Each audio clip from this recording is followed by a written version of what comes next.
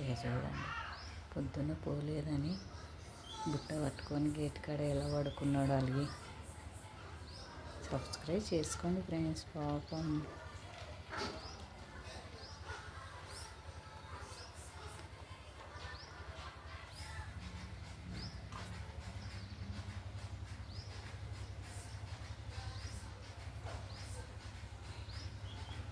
ఎలా పడుకున్నాడు చూడండి, అలిగి ఇక్కడ వచ్చి పడుకున్నాడు.